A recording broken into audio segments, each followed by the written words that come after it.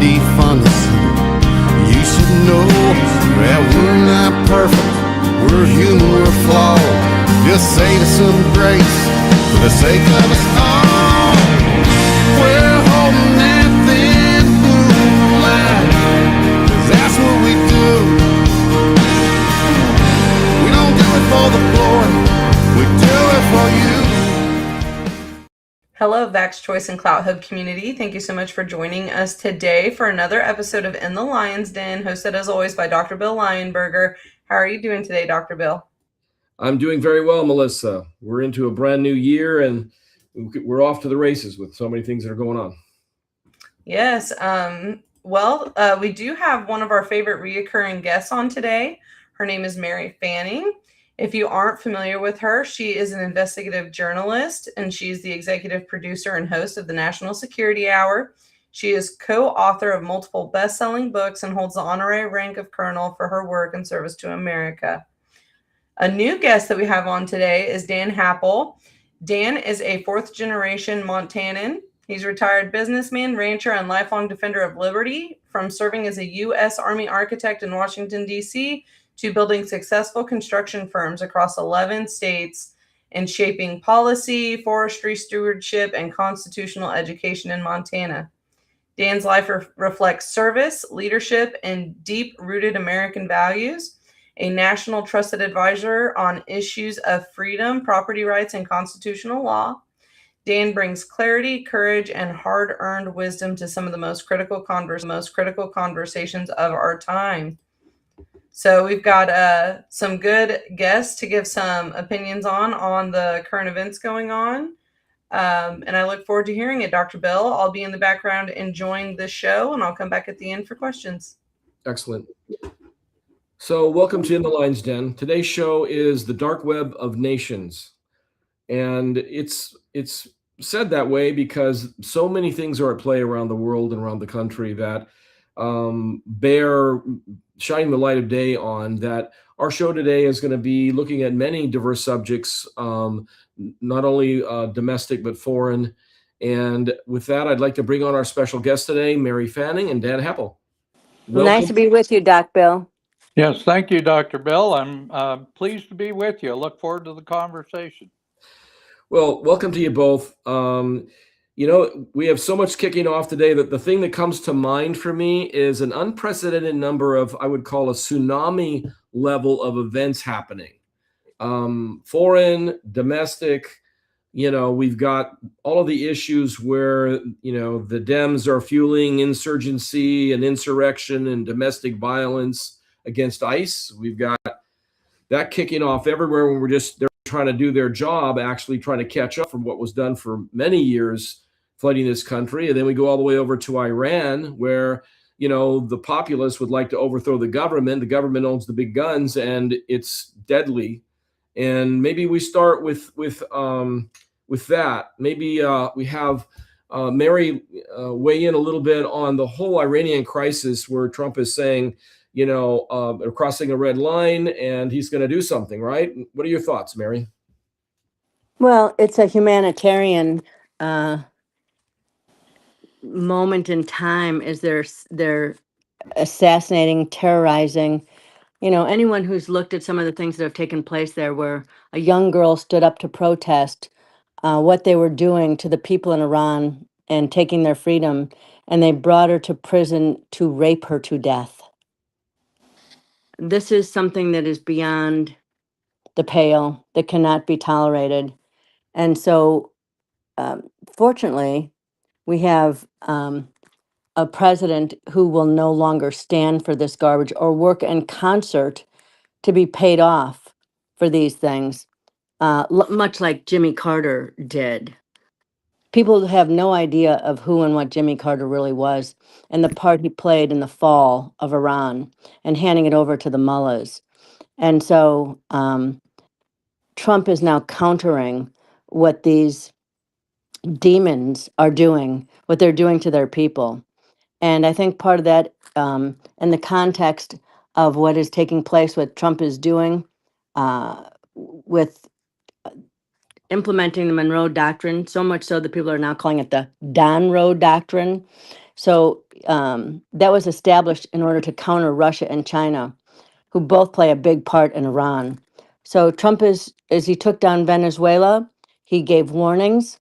And if you heard Pete Hegseth, FAFO. If you mess with the United States, you will find out what takes place next. So he is threatening Iran. He's about to give a statement from the White House on what they are doing. And it's for the first time we're taking back our power, our hegemonic and hemispheric dominance. We're no longer standing down to terrorist states who threaten us with nuclear weapons. Trump went in there with precision. He took out their nuclear weapons. If they have more, FAFO. You're fooling with the wrong guy. A lot of undoing to do, because we had been dealing with the military side. Now we're dealing with civilian side over there, and their war crimes and worse, just shooting their own people. I mean, I just try to wrap my head around, let's see, these officers that, or these people that work for the military go home at night and live in those communities, you would think, and now they're shooting their own people. It's just unconscionable. I'm hearing thousands have been killed. There was a whole bunch of them that were arrested that are going to be on, basically ready to be hung. You can't make up how bad and how awful that is. And somewhere along the line, somebody's got to step in and help to put a stop to it. You'd think we would have support from around the world. Where's that? Where's the UN, right? Well, we know what the UN is, Dr. Bill.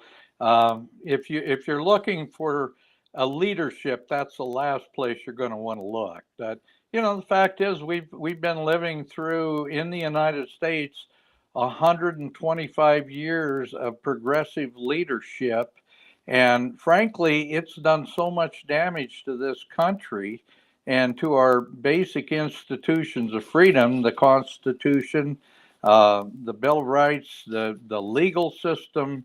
I mean, you go right through the list. We've done a lot of damage to our own country through bad leadership for a very long time. And I think for the first time in a long time, Trump is stepping forward. Ronald Reagan did it to a lesser extent, but Donald Trump is stepping forward, expressing a lot of the things that we should have been expressing 30, 40 years ago. I hope it's not too late to stop this freight train, but all I can say is what's going on right now in Iran is it's a populist revolution. And I think Donald Trump and several other leaders have really created a populist movement that we're finally starting to get some traction. And I'm just hoping that this takes off all over the world and in a very positive way, because we've been under oppressive government worldwide for a very, very, very long time. Well, we have a constitution that guarantees our right to bear arms. I'm thinking there, everybody carries arms, but at the end of the day, you can't match the military. So it's going to take another military to come in and, strike them down on some level to basically stop the killing. But there's a lot of other geopolitical issues at stake with Iran. Especially we're talking about oil coming out of Venezuela, right? And maybe all the way up to what we're trying to do potentially in Greenland that have impacts around the world, especially for security. What's the bigger, Mary? What's the bigger picture here that is in play besides the rebellion? And Iran, it's interesting with what Trump went into Venezuela, not to conquer it, but to put it back where it's not under communist rule and to bring peace and prosperity. But so he took control of their oil, and some say their rare earth minerals as well. And he said, we will manage this. We will take part of the profits and you will get part of the profits. So he's putting them in order where the country is working for the people once again instead of a communist hellhole. And at the same time, he was taking over their oil and different kinds of oil that are important to us and to China, etc. And he's removing that from China, but he's also now talking about Iran, and he's going to close down their oil. And that is going to put Iran on a footing where they no longer, excuse me, China on a footing where they no longer feel so secure, threatening nuclear war against the United States, and that they've come in and raided our hemisphere and have done everything they could to take over South America. That is part of our belief system that this is our hemisphere and you stay out of it. And China has done everything they could. This is part of their unrestricted warfare plan to take over and destroy the United States. And when people understand who China is and what their belief system is, if you simply look what they've done to the Uyghurs in China, that the Chinese Communist Party collects these people, keeps them alive while they're taking out their organs, and then turns their bodies into prison food. And that is who is attempting to take over this country. We know how many of our officials were paid off by them or sleeping with Chinese spies. And you just had to look at some of our senators who had a Chinese spy as her chauffeur for years. In what world is this okay that we have our government officials, Democrats, being paid off by the enemy to have access to and control over the United States and our government officials? Well, basically, Well, go ahead. no, I was going to say, and Mary too. Right now, we are facing an economic tsunami that's coming our way through the BRICS nations and their attempts to take out the United States as the world's reserve currency. And we see that in our markets. We see that in our stock markets. We see it in our bond markets, and now we're seeing it in the precious metals markets. Yeah, Dan, there's a Lenin quote that I like to remind people. Vladimir Lenin said, "He who owns the light bulb implements communism. So he who owns the energy controls all." And it's important to keep that in mind as China and the BRICS are attempting to control energy across the globe and also to destroy the petrodollar. Mm-hmm. Yeah, it's not surprising that the Chinese are leading the parade when it comes to Agenda 21 2030 and this so-called green technology.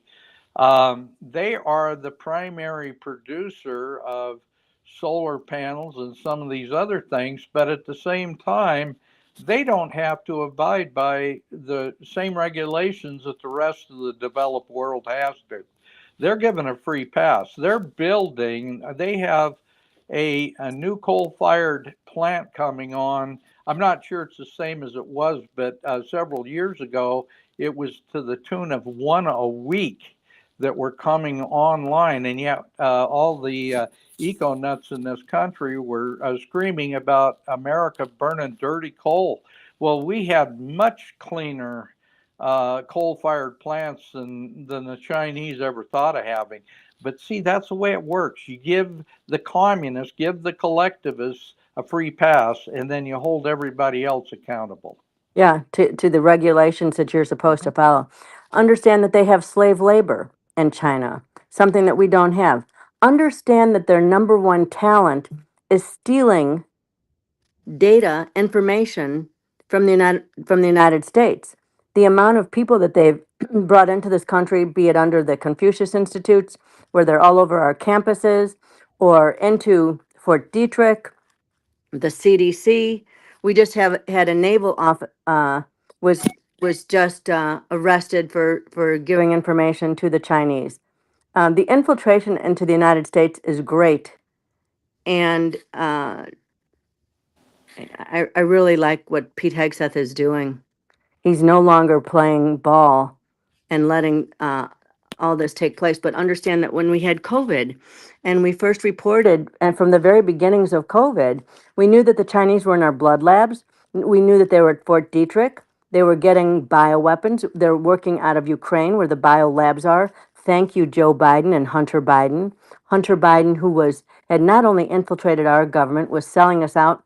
The Biden's receiving $1.5 billion from the Chinese. Hunter Biden having an illegal encrypted email account out of the Pentagon while he's sending information to our adversaries, selling us out. The only thing I find confusing today is why these people like Fauci and the Bidens and Obama are still walking and talking. It seems to me also, though, that, China plays, like to say, the long game, right? They infiltrate, they continue to like make headway in as quiet in a way that they can so that they eventually gain the momentum to control an area. But look at how fast the tide just changed in Venezuela, and all of a sudden, all of their aspirations now in Venezuela are not going to work out the way they probably planned. And looking at the same, thing, like maybe even Cuba, or maybe Mexico, where we begin, like he said, we begin to take charge of our side of the hemisphere, and we do it in ways that gets it done. So we take out years and years of planning, and all of a sudden set them back in ways, but we still have them infiltrated all over the country, right? Absolutely. Yeah, absolutely. And as a matter of fact, this is something that hasn't been brought up a lot by the mainstream media, but the World Court decided a judgment against Venezuela at $38 billion that were supposed to be paid to the oil companies as reparations for when they nationalized the oil industry in Venezuela. They've never paid a dime of that. And that's exactly what Trump is talking about, is holding them accountable. Since they won't pay it, he's going to basically make it where they have to pay it because it'll come out of the ground. It's got to, and the only way that's going to happen is if American companies go back in, because the infrastructure in Venezuela in the oil industry is worse than it was 60 years ago. I mean, it's just fallen apart, and it does that under communism. Yeah. It seems also like, the people talk about, well, why didn't Trump just go in and replace, all of the cabinet and all the people in the government? And it's like, you don't really understand how things work. If you want an element for disaster, that's probably it. You don't want a power vacuum. You actually probably want to manage and control what's there so you can assess what needs to happen and not, because that's probably pretty fluid. So it makes sense the way that they're doing it, taking out the head of the snake and then figure out, how you deal with the rest of it, because the cartels still are firmly, seated and rooted over there. And they're going to have to be dealt with, because you're not going to be able to get oil out of the ground and manage that without managing the bad elements, right? Mm-hmm. Doc Bill, one of the things is the United States still has legal standing to recoup the $1.6 trillion debt that China owes America. And this has gone on, and the UK finally collected on that debt in the late 1980s. China still owes that money to us, 1.6 trillion, plus, of course, that was in gold. And so you can imagine how much China has then, as they've come in and infiltrated the country, and that is all laid out in unrestricted warfare. So when they told us that they were coming to take us, to kill us, when people tell you they're going to kill you, believe them. And so as they were coming to take the country, and they said that they wanted to kill 9 out of every 10 Americans, don't doubt that they mean this. They say in unrestricted warfare and in General Chi Ho Tian's speech that they own this country, that they founded it themselves. So it is time for us to stop them. One of the things that we should be doing is taking back Smithfield Ham. They should not have access to the pork business in the United States. They should not have ownership to that. It's time to start, if we had anyone who wasn't dirty and that went after China, some of this would have taken place. But no, you were never going to see this under dirty Joe Biden. You were never going to see it under Obama, for Pete's sake, and certainly not even before him, Clinton and the Bushes. Yeah, Dan, the globalists have been in charge, Dr. Bill. The globalists have been in charge of this whole program. And I hate to say it, but we all know this. The rhino establishment of the Republican Party, a lot of people refer to them as neocons, but they're actually crony capitalists, and some people would call them corporate fascists. Either one of those seem to work. But the fact is, the Rockefeller establishment, which was huge throughout the 20th century, are the ones that normalized relations with communist China in the first place. And the reason they did that is because they stood to make a lot of money with it. And a lot of people don't know this, but Henry Kissinger was the personal secretary for Nelson Rockefeller in 1960. So the Rockefellers and our international foreign policy have been intertwined for the past 60 or 70 years. In fact, it goes back really to John D., which was much earlier than that. So we can't help but have to face the fact that a lot of our wounds are self-inflicted, but they're self-inflicted from people that don't have the best interests of our constitutional republic at heart, and that includes both parties in the establishment wing. And most particularly Henry Kissinger. Yeah. Henry Kissinger was a double agent, according to Christopher Story and his book, The New Underworld Order. And Golitsyn, they exposed Henry Kissinger as a Soviet agent. Mm-hmm. Now, if you don't believe that, then you should really look at what Henry Kissinger did, opening up trade and equalizing China to the United States. And the whole New World Order. I mean, he was one of the founders and one of the keystone members of the World Economic Forum. And I'm sure everybody remembers Klaus Schwab saying, "You will own nothing and you will be happy." Well, guess what? That isn't the American dream. That's the Marxist dream.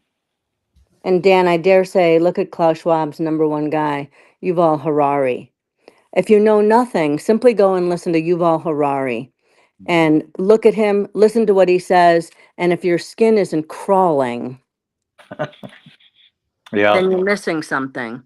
When he says you will own nothing and you will be happy, look what Trump just did, what he did with housing, saying that the corporate world cannot come in and keep buying housing in the United States. It's for the people, not to create some Soviet architecture here where you answer to someone else that the American people don't have the right to accomplish the American dream, which is to have their families and to have their own home. And all that began with the destruction of the housing market in 2007. That collapse was with purpose.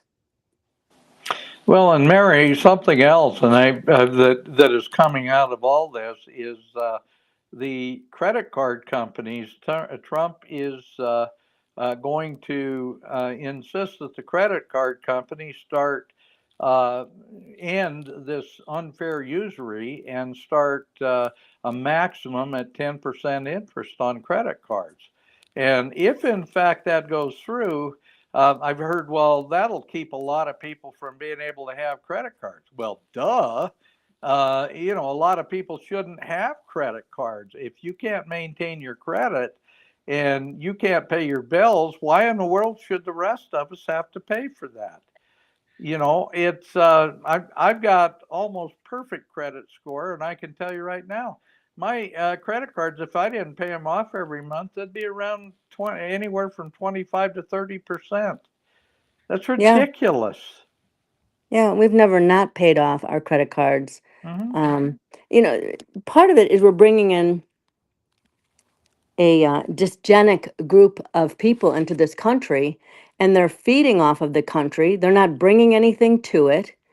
They are not creating anything. All they are pirates, like the Somalis.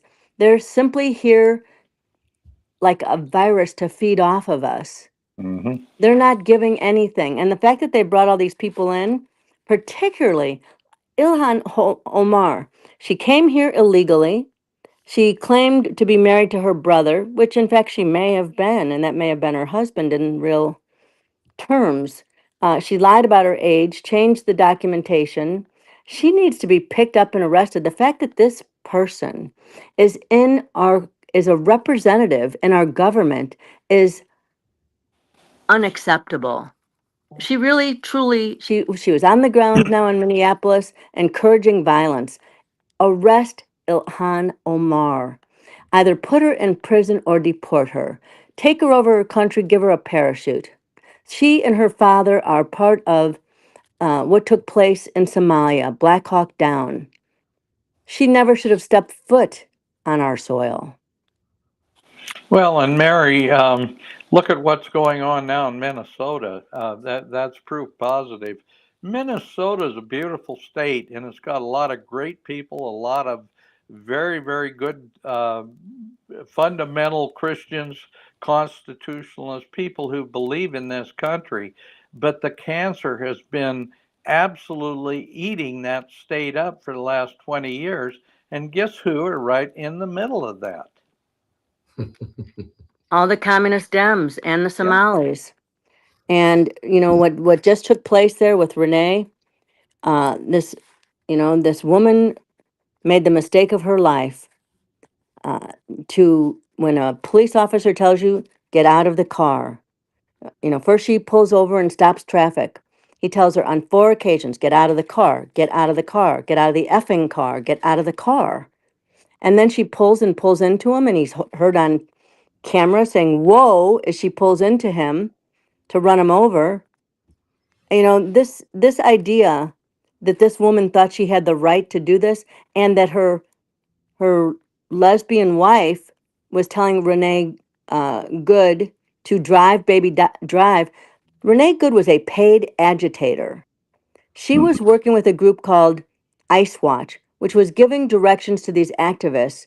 They want violence. They want ICE officers killed. They want the communist revolution to get underway. Yeah, yeah, that's it in a nutshell. I think we take a look at the history of this whole thing. It's pretty fascinating. We had Ronald Reagan, but then George Herbert Walker Bush was his vice president. He was personally installed by the Rockefeller Trust. And basically, they told Ronald Reagan, we're going to support Jimmy Carter if you don't accept George Herbert Walker Bush as your vice president. So Reagan acquiesced to that, and frankly, I think Nancy didn't want any part of that. But Reagan acquiesced to it. Well, guess what? Right after he's sworn in as president, within 60 days, there's an assassination attempt that almost takes him out. That is absolutely the footprint of those who want to replace good leaders with leaders that they can control. And if you take a look at George Herbert Walker Bush, he was a globalist. There's no question. His family were globalists. Prescott Bush was a globalist.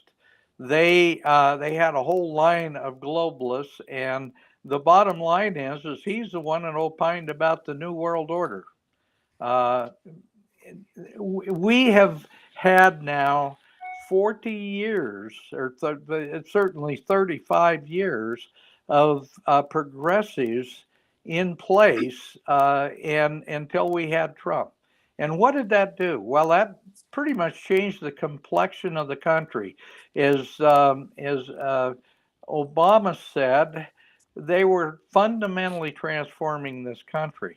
Well, that fundamental transformation was changing us from a constitutional republic to a Marxist technocracy.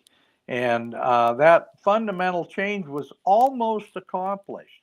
But lo and behold, Donald Trump, this guy comes down the escalator and says, I'm kind of a populist. I'm going to go ahead and run for president. And even though the establishment had everybody else in the Republican Party in front of him, they couldn't out campaign him. He did a much better job of campaigning. So they put him in place. He is sworn in as president. They spend the next 4 years trying to destroy the man and take away his presidency. And then after the 2000 election, they steal the election so they can get the country back and put it back in China Joe Biden's hands. And we know who was running Biden. It wasn't Biden wasn't running the White House. Obama was. That's why I always refer to him as old Biden. And then they couldn't cheat bad enough because of all the things that had happened in the popular uprising in the United States. They couldn't stop Trump from coming back in. I'm telling you, they are absolutely screaming right now and squirming because the New World Order stands a damn good chance of being stopped dead in its tracks. And they are really afraid of that because the New World Order is a one world government, a technocracy controlled by a handful of people. And that's what they want. And they'll do anything to get it. You're spot on, Dan. It is the bankers' cabal that is taking over the United States, that has been working to destroy this country, really since 1773 in a silversmith shop in Frankfurt. This has been going on since our inception. Yeah. Yeah, You know, it has. Mary, I wanted to step back for a minute. You mentioned something about Renee Good, and you know, there's something that's important to understand. Working in law enforcement and understanding how the law really works. When that officer perceived the threat, there are options for him. But the first one is he doesn't have to be hit. If he perceives that vehicle is coming at him, and then he perceives the threat, but it hasn't hit him, he still has the choice to make to defend himself, and that can include lethal force. The fact that she did hit him takes it to the next level and fully justifies that. But again, if I'm out on the street and the car's aiming toward me and I can't get out of the way, and it's faster than me, and it looks like it's going to run me over, I have the ability to try to defend myself as an officer and deal with that threat before it hits me. The public and the general public seems to, want to say, well, he could have got out of the way and he could have been this and that. But the reality is that we just have to perceive that lethal threat. It's like somebody coming at me with a knife. You can cross a 20-foot distance in, less than 2 seconds with a knife. Do you have to be on me and, stabbing me with that knife? No. But if you're coming at me in that time frame, do I have the ability to defend myself? Absolutely. It's the same kind of doctrine. So I just wanted to kind of step back for a minute and bring in a little bit more clarity, because people don't tend to know that you can defend yourself without having to get run over. You know what I mean? Well, he could have been killed. Right. They're sending people out. This Ice Watch group is to direct these violent people to achieve exactly what happened. They don't care if this woman got run over and killed. They don't care that her wife told her, when the police told her to stop 4 times, to step out of the car, that she then inserted herself and said, "Drive, baby, drive," shows their intent to break the law. But she knew that she pointed that vehicle to hit the cop. He's right in front of her when she tells her to drive. There's no question of her intent, what she did. Did she think she'd end up getting shot in the head? Maybe not. But who are the people behind this that are sending these violent people out there who think they're going to become important by getting involved in this? This is a group of dysgenic people that have nothing else to do in this country. And so they're taking their bad genes on the road. And it's not, Mary, organic. These people are being No. paid just like, the Fedsurrection, right? You had a couple of hundred, we're learning now, people in the group that were there to create that whole scene that was mislabeled from start to finish. But these people are being paid to do this. They show up with training, they show up with equipment, they show up prepared to try to make a statement and make as much noise as they can, and they're not getting paid enough to get shot.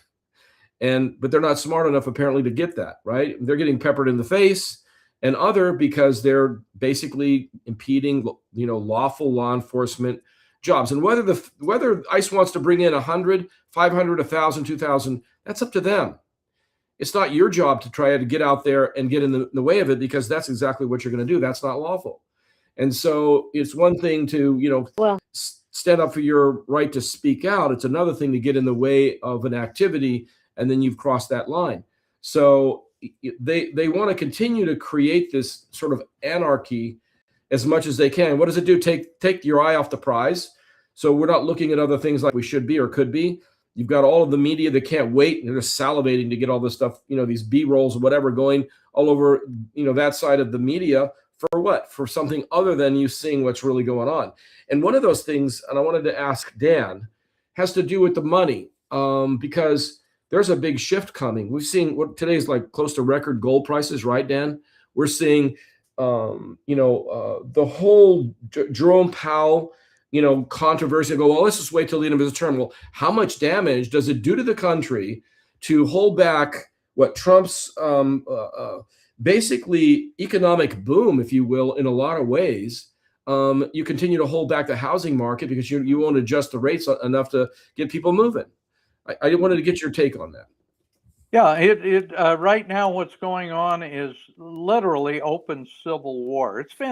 We've been in a civil war for the last probably 10 years, and it's getting out of hand right now. But the fact is, people say, well, why would they want to do that? Why would they want all this death and destruction? Why are we having all the things happen internationally? We look at Ukraine, we look at Gaza, we look at the Middle East, death and destruction all over. Well, keep in mind that the UN and their wisdom and the biodiversity treaty says we've got to have fewer than 1 billion people. They think life is very expendable. And how's the best way to get a strong country like the United States to basically down on its knees and put an end to this country as a republic? Take away their money and destroy their financial system. And that's happening right now in this country.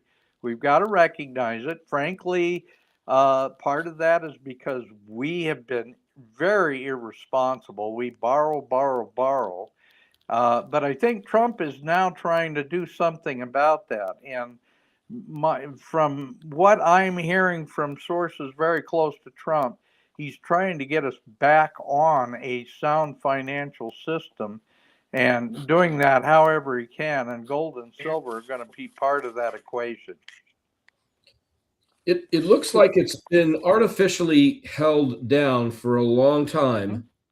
And then now it's having these large growth spurts that you didn't see before, and then it's held again. Where do you see this going? I mean, how high do you think that this financial, how high do you think gold and metals are going to go based on this overview? Well, on reality, I'm going to throw out some numbers here, but the fact is, if you're based on M2 money supply, which is the money supply in circulation in bills and in checkbook credit, at a bare minimum, we should be around $35,000 to $37,000 gold. Well, if we've got to do something, because right now our financial system is totally fiat. Richard Nixon did that in 1971, and incidentally, that was also the Rockefellers wanted to get rid of any connection to gold, because the Rockefellers are part of the fiat banking cabal that's been Right. running this country for 120 years, 110 years, 112 years. But the bottom line is, you take a look at what's going on in silver right now. Silver's at $91 today. That's only a tip of what it really is worth. You're absolutely right, Dr. Bill. They've held down. Incidentally, J.P. Morgan Bank has been one of the ones that have been holding the COMEX at bay through all the short selling, and I can't get into describing all that. It would take too much to do that. But right now, gold is coming out of the ground, and silver is coming out at a ratio of 7 times as much silver as there is gold coming out of the ground. We've been as high as 120 to 1 gold to silver ratio. Right now, we're a little over 50 to 1 gold to silver ratio. If we were at 7 to 1 with the gold silver ratio, or let's just say 10 to 1. Let's leave a little latitude there. And gold right now at $4,600. That means $460 silver. That's how bad the suppression has been. And if we're at $30,000 gold and we're at 10 to 1, that means $3,000 silver. People have no idea how little silver we have and how quickly it's disappearing because of technology. We mine roughly 800 million ounces of silver per year. And we're running a deficit of over 130 million ounces of silver every year, and we've been doing that for 6 years. You know, we've been so artificially suppressed on silver. I don't even think we've seen the tip of the iceberg, Dr. Bill. I think honestly this year we could see in 2026. I think we're going to see probably close to $200 silver, and it very easily could end up going to the mid 3 digits within the next 2 or 3 years. And I think in the long run, we're going to be looking at triple, quadruple digit silver at some point within the next 5 years. I really believe that. And it's just based on, how much we bring out of the ground and how much we use. I couldn't agree more, Dan. And I think people have to put it in context of the chip business and how important chips are to our economy going forward.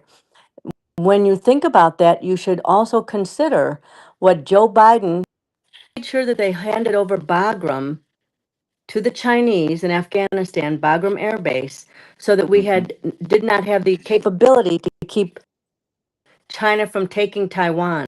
I thought about, Mary, have they put plans together to take Bagram back? Because we have the ability to.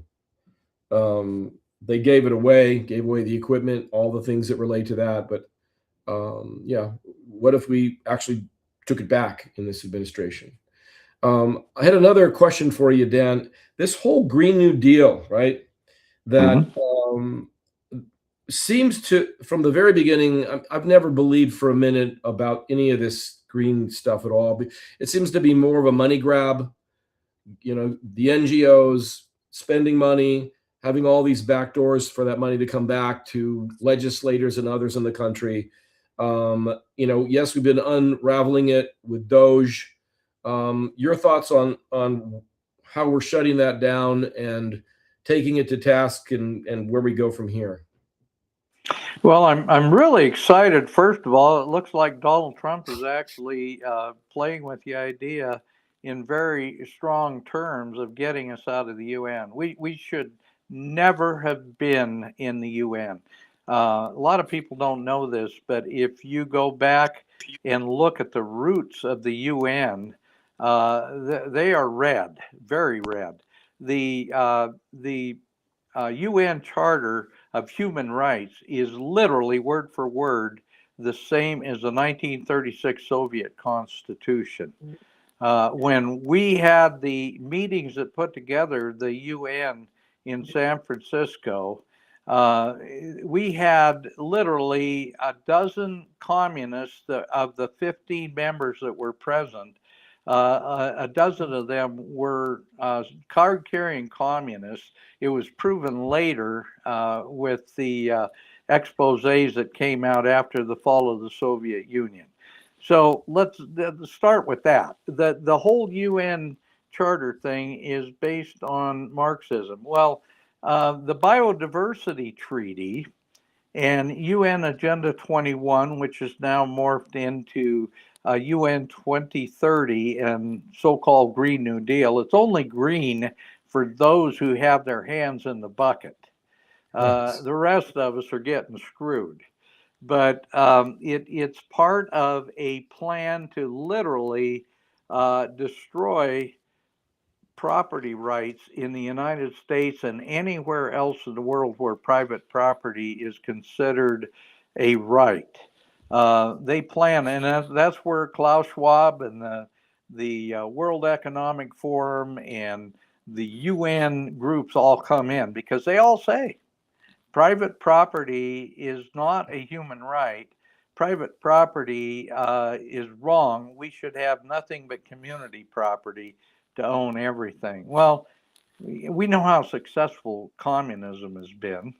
It's not been successful anywhere, and I say that when you look at communist China, the only way they've ever made their communist system successful is by allowing huge inroads into the capitalist system.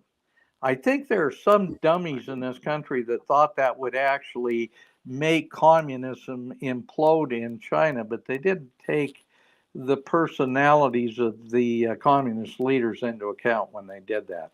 But anyway, bottom line is the Green New Deal is really what I call the watermelon deal. It's green on the outside and red in the middle. It's all about getting communist ideas established worldwide and using something that scares the hell out of young people. They can convince these young people that the world is dying because of human activity. The young people get afraid, then they can control the young people. They can get young people to accept communism. Look today at the United States and how many young people accept socialism. It's in the neighborhood right now of 80% of all young people that they polled believe that communism and socialism is fine, and that only leaves 20% that are going to support the Constitution. That's how they did it. They steal our young people's minds. They get them to believe in things that are complete crap. And the Green New Deal is the biggest part of that crap incision into the United States. And Dan, they bring in immigrants from communist countries who readily accept it. And has been part of their plan since the get-go, bringing all these illegals into our country, where they come in and do nothing, bring nothing except the ability to steal from us. Mhm. Understand that all those USAID dollars were your tax dollars laundered through NGOs, where they steal a nice amount of it, that we were actually paying for Soros to give our money away to create the violence in this country. Mhm. It is just that simple. Well, and Mary and Dr. Bill, you brought something really important up. That's NGOs, so-called nonprofits. We have a fourth branch of government right now that is totally unconstitutional, and that is special interests and non-governmental organizations. They literally control Congress, and they control most of the administrative branch of all the various agencies. That's the swamp that Donald Trump has been trying to get rid of. The NGOs and the special interests that control the administrative branch. Including those who work for us, who came in there as paupers, had created nothing, and now a bartender who was twerking on roofs for a living, is now has pocketed $30 million in this short amount of time. Yeah. Those are stolen tax dollars. Well, and I did a newsletter that went out just a couple of days ago, but I was talking about the hypocrisy of the left. Isn't it interesting? Al Gore is the head of all this green crap going on, and he's the one that warned that the United States, well, the world would experience a 20-foot sea rise by the end of the century, and that it would be like 30 or not 30 foot, 15 foot by 2050. Yet he owns all these beach properties, and the same with Obama and Michelle, or Michael as we like to refer him, have beachfront property on Martha's Vineyard. If it's so scary and they think that the water levels are going to rise that much, why would they be investing their own money in real estate on those beaches? And Dan, they've known forever that global warming is a fraud. Yeah. Yeah. Absolutely. Climate change, the global warming was all a boondoggle. It's a boondoggle. And you now even have Bill Gates admitting it. And the only reason he's admitting it is because now they want to give you more vaccinations and more chips into your body. Well, that's a big, big subject. I wanted to segue for a minute over to some Q&A. We've covered a lot of landscape here at the beginning of the year in one of our first shows of the year, and really a lot of ground. But I wanted to weigh in with some questions. How you doing, Melissa? Doing good. Very interesting show, covering a large spectrum of topics. But there's a couple things that I would like to ask specifically is, since we've lost so much time with the Republican-controlled House and Senate with the lockdown, what needs to happen next to move the Republic restoration forward? Just what Trump is doing. He's securing the hemisphere. He's revitalizing trade. He's bringing the means of production back into the country. And he's no longer letting the corporate structures buy all the housing. And I'm going to say something here that I think is really important. We need to bring Jesus back to the Republican Party. Boy. We have the Republican Party has turned into the neocon party, whether we want to admit it or not. And I think the reason that Trump gained so much power and so much popularity is because he really was at odds with the Republican Party. Most of the establishment hated him. And so what we need to do, we either need to start voting for candidates, and we need to put the big R back in the Republican Party and not Rhino. We need to put the Republican Party back on the right track. And we've got some great people in the Republican Party. We need to get more of them, and we need to strengthen the Republican Party. And the only way that's going to happen is if we get great candidates and get a lot of people behind them in these midterm elections and campaign. And what about term limits? I mean, if we had term limits and we made it so that they couldn't get paid by these NGOs, the incentive for them to go round and around and around, take that money and then never ever represent the populace shifts, right? Mm-hmm. And I think that I am personally in favor of term limits. We've got them in Montana. There are a lot of states that do have term limits, and I'm in favor. They say, well, gee, we've got some good ones that we'd sure like to keep them there. Well, what do you call a good one? Lindsey Graham? I don't think so. So. Dan, I think you're right about God, bringing God back into our country and putting these people in context. How many people understand Barack Hussein Obama and his transformation, his father or mentor, whatever he is, probably both, and the fact that Frank Marshall Davis was one of the founders of NAMBLA, the National Man-Boy Love Association.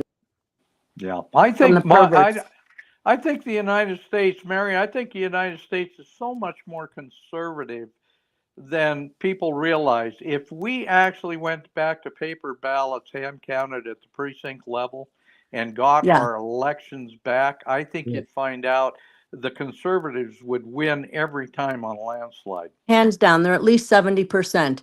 And understand that what we've just gone through under Obama comes directly under the Modernization Act of 2012, where he made it legal to run a psyops, to lie to the American people, for the legacy media to be purveyors of lies. It's all a psyop.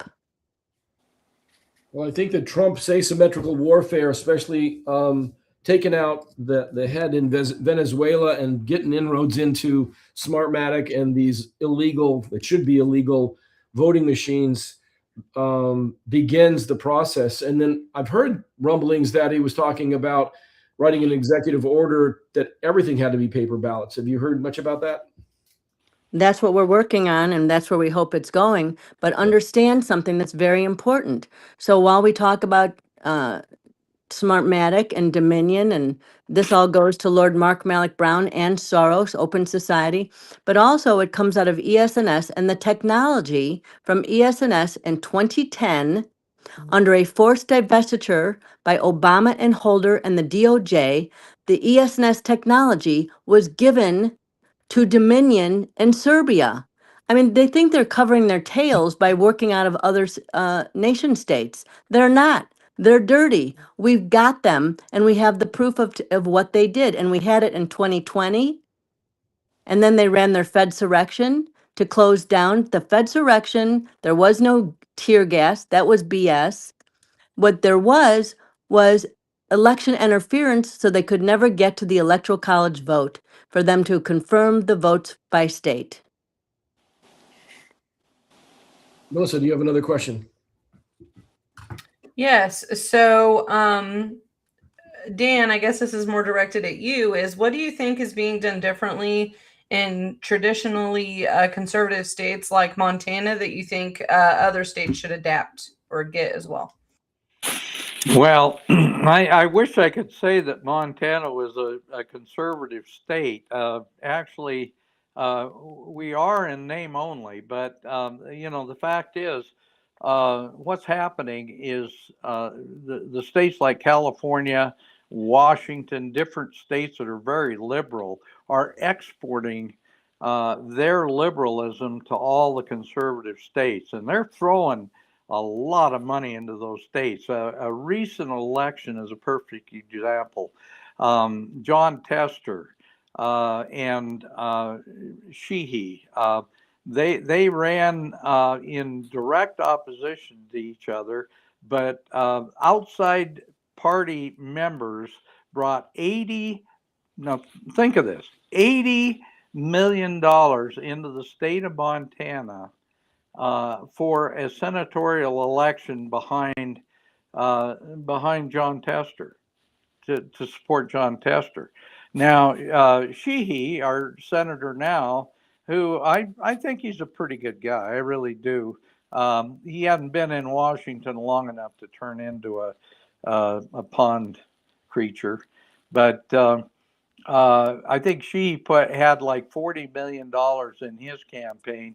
How in the world, in a state like Montana, we've got 1 million people. That means they spent $80. The Democrats spent $80 per person campaigning in Montana.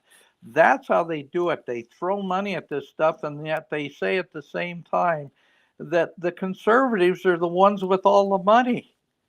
No, it doesn't work that way. And don't forget that they spend money on the judges and the legal they- system to totally control that. Dr. Bill, look at what we were just learning, that there are foreigners that are judges in this country. Yeah. Foreigners. Mhm. And and recently they've talked about, some different, officers that made it all the way through, the academy and all the background checks, but they were not legal. How did that work? Mhm. Right. One final question, Melissa. Yes. So let me see here. We know that, Trump can only do so much in this term. since there was the break in the middle and having to basically rebuild everything Biden and Obama knocked down. What do you think we should be looking for in a potential leader for the 2028 election? I'll say that they should be looking for Trump having another term. They stole his term. These are not continuous terms. And we're watching Bolshevik 2.0 play out right now. They're looking to take down our country. And at least if we have a team that knows how to fight back, we should keep it in place. And the more we expose Obama and Biden and the Democrats, they want insurrection, they want violence, they want deadly responses, they want to take down this country. And the American people are going to have to stand up and stand up against Bolshevik 2.0. They're using our own monies to defeat us. Yeah, and not only that, but we need to hold people accountable. The American people are ready to see some of these people that did these things held accountable. And if we've got leadership that is willing to do that and stands by that, I think they would have huge popular support in the next general election.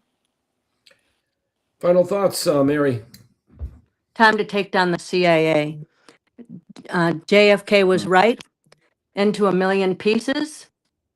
Everything that they have done, they have been running this country since John F. Kennedy was assassinated. It's time to take it back. And also, there was another thing that JFK, and Dan's well aware, get rid of the Federal Reserve. It is neither federal nor a reserve. It is a bankers' cabal raping this country daily.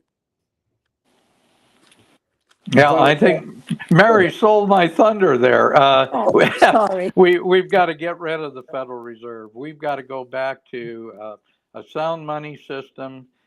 We need to get our country back. We cannot do it by little fits and starts. We need to hold people accountable, and we need to take our money, our monetary system back. And I think all the federal administrative agencies need a thorough house cleaning. If you don't believe in the Constitution of the United States and you don't believe in our basic principles, you have no business being a head of an agency. And there should be no dual citizenship. Taking the oath of office on the Quran, right? Boy, who would have thought? I want to thank everyone for coming on the show. Mary, Dan, it's been a great show. The dark web of nations, foreign and domestic issues as we begin this year. I look forward to more discussions on the topics, and there's just so much happening. But thanks to you both, and thanks to everyone for joining us on In the Lion's Den today. Take care. Thank you. Blue lights and sirens, yeah, it's time to go. No time to defund us. You should know that we're not perfect. We're human, we're flawed. Just say to some grace for the sake of us all. We're holding out.